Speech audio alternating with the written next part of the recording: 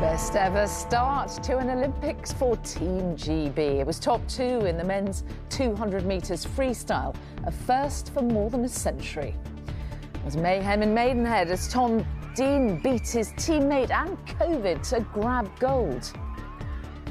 2-3 months out from our Olympic trials, I'm stuck inside, unable to even exercise inside my own flat. So it was tough. Also on the programme tonight, a culture of cover-up, how a London council allowed decades of abuse in its children's homes. Overcrowded and overlooked, more than 1 million people enduring cramped and unhealthy social housing, the latest in our special series. And a 96-year-old university graduate proving you really are never too old to learn.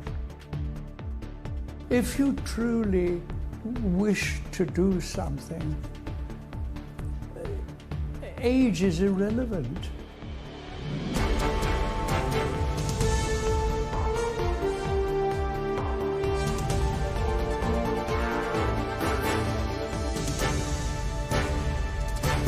This is the ITV Evening News with Mary Nightingale.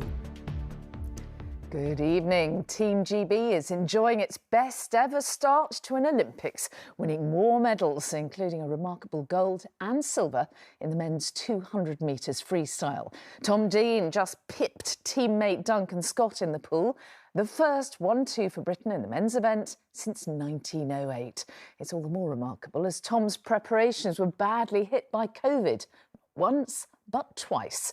And there was drama too in the triathlon, with Georgia Taylor-Brown fighting back from a puncture to secure silver. And the women's gymnastics team secured an historic bronze. From Tokyo, here's our sports editor, Steve Scott.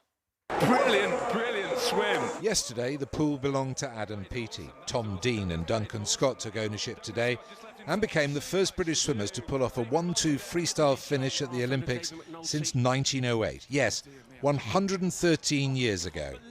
It couldn't really have been closer, but Dean hit the wall a layer of skin before the favourite Scott. Can they be gold and silver? Yes! A feat made even more impressive given Dean has only relatively recently come through a second bout of coronavirus.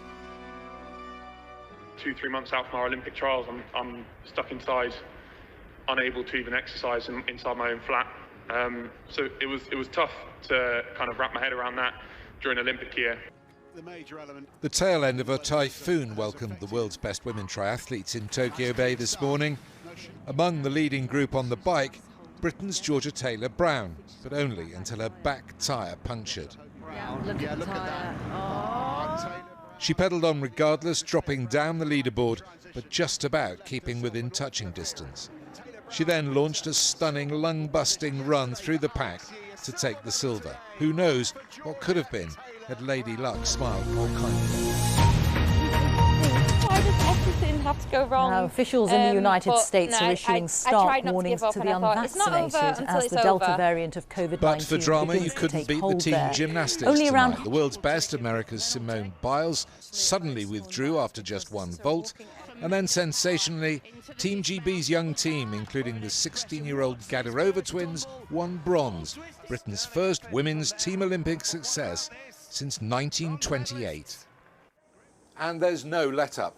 Tomorrow brings many more medal opportunities as Team GB aims to continue its best ever start to an Olympic Games. Steve Scott, ITV News, Tokyo.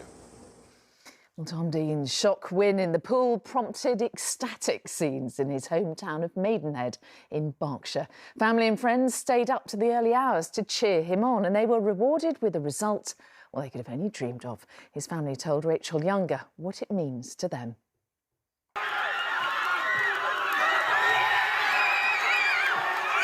As the swim progressed, we got louder and louder and louder until it was the last 25 and they were sprinting down and everyone jumped out of their seats, roaring loud and pumping the air. It was amazing. It's like nothing I've ever seen or felt before. Honestly amazing, and it's just been, obviously, yeah, it's been a family affair, so it's kind of felt like we've all kind of won in a way. Still not quite able to believe it. Tom's brothers and sisters aren't just family. For years, they've been his teammates. Sister Connie not only taught him to shave his legs, She lined up for Olympic trials with him 5 years ago. Watching Tom do it is almost better, because not only do I have to not be there and actually have to go through that pain, but you get to experience it almost firsthand. So I think for me that's honestly better. Seeing Tom win that is above and beyond. I think that's the best moment of my life. Single mum Jackie can barely watch Tom race, but has never doubted the boy who started competing at just 8. He was a sponge for information about technique and putting in the graft to, perfect everything. So I would say his coaches recognised something in him probably by about 11 or 12, and thought, yeah, that's, he could go all the way. And he might well do that again, having just anchored the GB relay team to tonight's final. No wonder his family's keen to see him. Tom, we need you back. We need to celebrate. You need to get in this garden and we need to pop a cold one. I wish I could be there in Tokyo to cheer you on, but we'll just have to wait and see. It could be another big night. Rachel Younger, ITV News, Maidenhead.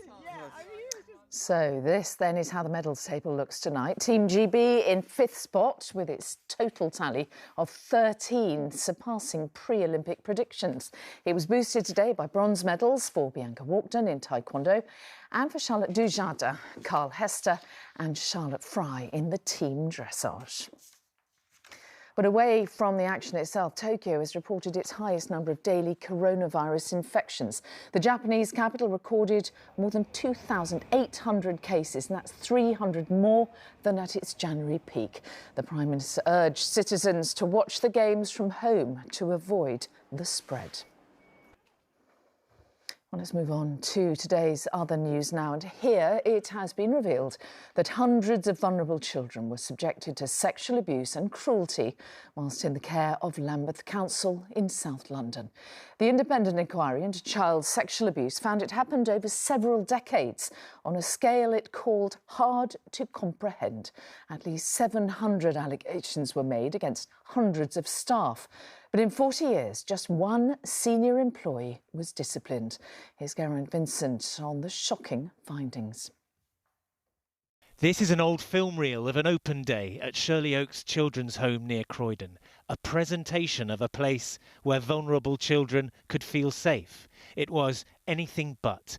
Lambeth Council's children's homes were sanctuaries instead for child sex offenders. They got jobs in them and countless opportunities to ruin lives. I was there from a baby, from 1 year old, and we had a paedophile living in our house who the police were aware of before I became a victim of his. That's just one of my abusers. More than 700 children in the care of Lambeth Council made allegations of sexual abuse, with complaints about 177 adults connected with the Shirley Oaks Children's Home. One of the report's damning conclusions was that some Lambeth Council staff and councillors were complicit in putting children at risk of sexual abuse because they simply did not care enough. Michael Carroll was a member of staff at another of Lambeth's children's homes. The inquiry found that the council kept him on even after a previous conviction for child sexual abuse had come to light. The inquiry found that children in care became pawns in a toxic power game in the political battles between local and central government, in which Lambeth councillors and staff talked about principles like tackling inequality and then failed to apply them when it came to looking after their most vulnerable people. We are profoundly sorry for the experience that they had under the supposed care of Lambeth Council in the past, and we fully accept the inquiry's findings and recommendations. We cooperated fully with the inquiry and will be working really hard to implement all of the recommendations. Apologies came from the police too today for not properly investigating, but it was an entire system which let hundreds of vulnerable children down. The extent of the failure is staggering. Its cost counted in so many blighted lives. Geraint Vincent, ITV News. Well, separately, authorities in Bradford have apologised for cases where they failed to protect children. A review into child sexual exploitation there has warned that some perpetrators remain unknown and unchallenged. Police, council and health chiefs all say they accept more needs to be done. Now, public chain gangs for offenders, 24-hour tags for burglars and easing the use of stop and search all are part of the government's new plan to tackle crime and antisocial behaviour. The Prime Minister launched the proposals today, but the police union said its members are sick of gimmicks and say what's needed is better pay and more investment. Here's our political reporter, Shihab Khan. This is just one of 6 incidents that have taken place in this shop in Cambridgeshire since the pandemic began.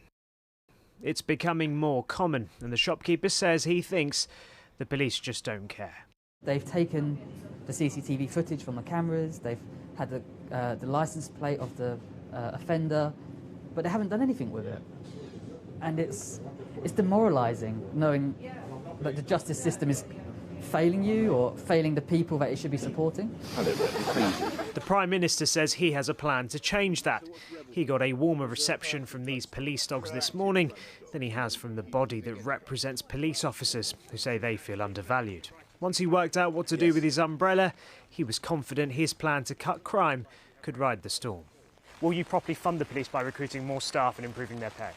You bet. What we're announcing today is plans to back the police, but also to back the public, so that if you're the victim of a crime, you have a named police officer that you can go to wherever you live. As well as that, the plans say burglars will be tracked via electronic tags after leaving prison. Offenders on probation will be expected to clean streets and pick up litter, and limits imposed on stop and search will be reversed in an attempt to tackle knife crime. But the body that represents officers is furious with the government. Today, their chief delivered this letter to Number 10 criticising the decision to freeze officers' pay. He also argued the government's plan to cut crime needed significant investment to work. Our colleagues feel that policing is being set up to fail. I don't think we'll be able to meet all of those targets, and when we don't, it won't be the Prime Minister who gets criticised, it'll be our colleagues. That's not fair. It is officers around the country who will be tasked with cutting crime, and they'll hope they've been given the right tools to do so. Shihab Khan, ITV News, Westminster. Still to come on the ITV Evening News, COVID cases fall again, but the PM warns we should all stay cautious. And what do you feel about sharing the room with your mum? Thumbs down. The kids bearing the brunt of the overcrowding crisis. Those stories and more after the break. Join me then.